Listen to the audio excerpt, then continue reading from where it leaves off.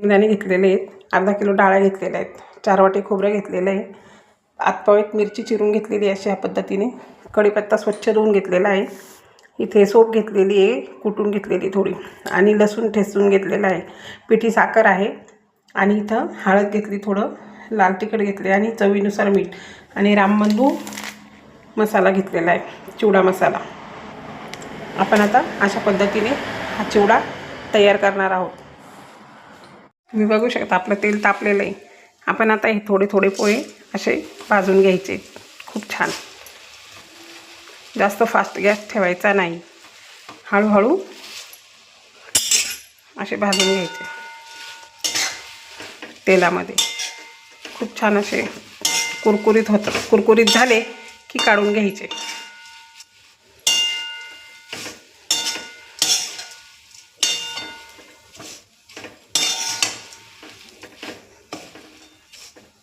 असे अलटी पलटी करून घ्यायचे. छान कडक झाले की आपण असेच पूर्ण पोहे आपण ह्याच पद्धतीने भाजून घ्यायचे.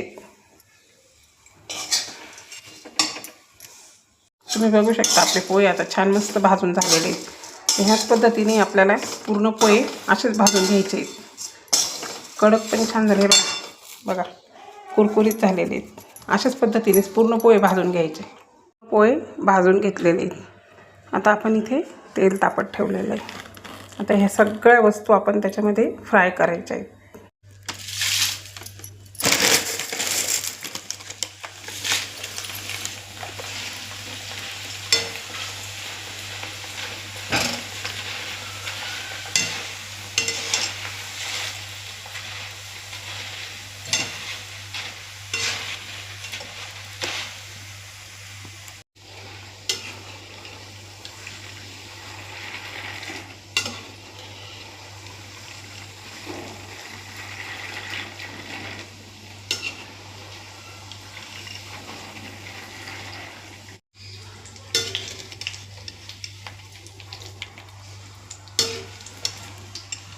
तुम्ही बघू शकता आता मी ते सगळे चिवड्याचे पदार्थ तळून आणि पाटीमध्ये टाकलेले आहेत. पहिले फ्राय करून घेतलेले पोहे, त्याच्यानंतर आता हे सगळं साहित्य तळून घेतलेलं आहे.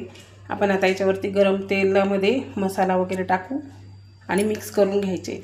रामबंधू मसाला आहे आणि चवीनुसार मीठ, हळद आणि थोडं तिखट घेतलेलं आहे मी. आता आपण हे इथे तेल तापलेलं आहे, आपण त्याच्यामध्ये आपण हे असे गरम तेलामध्ये सोडूया. आता मी रामबंधू मसाला आणि आपलं हे तिखट वगैरे टाकलेले आहे. तर गरम तेलामध्ये मसाले टाकलेले आहेत. आता आपण हे सगळे मसाले आपल्या चिवड्यामध्ये मिक्स करून घ्यायचे आणि एकजीव करून घ्यायचा आहे त्याच्यात टाकून आपल्याला.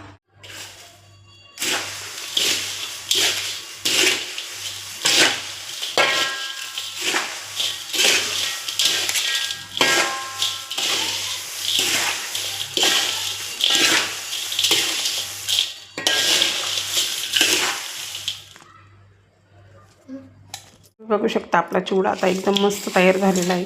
2.5 किलोचा इथे पोळ्यांचा पातळ. कलरही खूप छान आलेला आहे आणि कुरकुरीत पण खूप मस्त झालेला आहे. टेस्टी तर अप्रतिम. मी व्हिडिओमध्ये पूर्ण रेसिपी टाकलेली आहे, कशा पद्धतीने केली, कशी काय. बघा तुम्ही एकदा ट्राय करून. तुम्हाला आवडलं तर लाईक सबस्क्राईब करायला विसरू नका. धन्यवाद.